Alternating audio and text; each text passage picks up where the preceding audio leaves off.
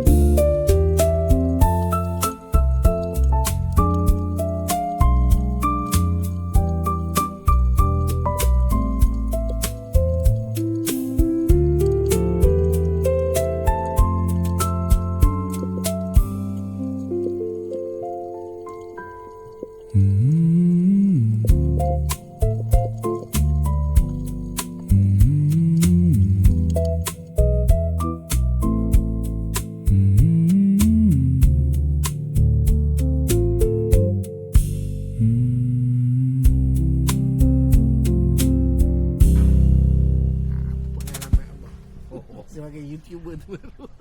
YouTuber baru. Pengalaman. Cakap susah. Best ke bah sini bah? Boleh lah tenang-tenang fikiran. Orang kata seronok-seronok dengan anak-anak punya merasa. Anak-anak yang degilnya. Anak-anak yang degil ni bang. Yang tu dia yang degil. Dengan cucu yang degil. Kita pun dah tua kan. Elok lah campur-campur. Itu semua jadi kenangan kan. Semoga masa depan walaupun gambar tak ada, dia dah bawa jalan, tak ada pun tengok nanti boleh jalan lagi. Anak beranak okey semua tu, alhamdulillah lah, syukur lah. Apa pendapat Abah tentang Mak Lami-Lami? Tentang ni, tempat ni, resort Mak Lami-Lami ni. Best ke tak best ke? Okey lah kalau kita suka tengah ketenangan, jauh daripada orang sikit. Okey lah, ada ke? Hiburan pun ada juga. Hiburan. Mandi lah. Ini hiburan ni. Ini hiburan. Mandi, makan. Dia tak selalu dihibur. Apa cakap hiburan pun ada. Mandi, makan apa semua. Okey. Tapi saya kali pertama, mana kali ketiga. Ini kali ketiga. Ini kali kedua. Kali pertama. Kali pertama. Senior citizen. Minta lebih ke? Okey. Makan hari dinner hari ketiga. So, hari ni dinner pula, lunch hari ketiga. Inilah antara dia punya menu.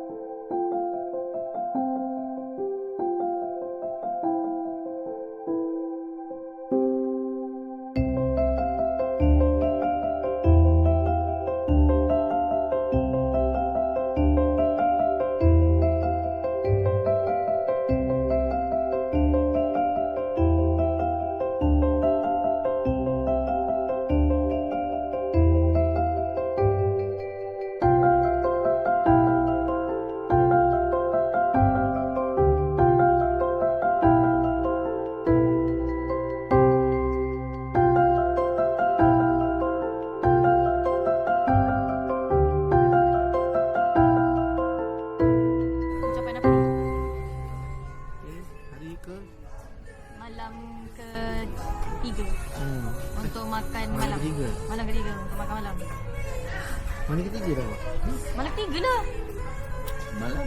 Malam ketiga lah. Malam ketiga. Malam ketiga untuk makan malam. Tapi yang specialnya ada lobster.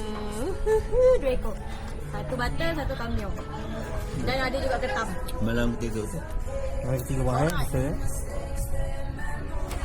Hari ni lauknya ada juga ketam. Masih lagi ketam. Ikan. Kenal satu kot untuk ambil tu. Ambil lah. Lah. Ada satu. Datang lah datang. Dia makan. First time makan lobster. Ini masak butter ni. Okey, nak kata. Sabar. Dia baru nak ambil. Dia baru nak cedu. First time yang pertama. First time pertama. Oh, bosor hidungnya. Bosor hidungnya. Sedap ke? Ha? Ha? Tok Wan? Bagi Tok Wan. Belum ni. Ha? Tak apa. Apa? Nak pilih mana? Banyak lah tu. Tak, abang rasa dia punya ni. Abang ambil isi dia. Ambil isi dia rasa. Baca dia isi. Abang nak test yang mana? Yang ni ke yang ni? Abang nak test ni. Okey, kambyong. Ambil dulu rasa. Ha, okey bah. Abah panas tau. Nah, bismillahirrahmanirrahim. Panas. Bismillah. Tak suap. Tak suap. Dia makan. Ha. Bismillahirrahmanirrahim.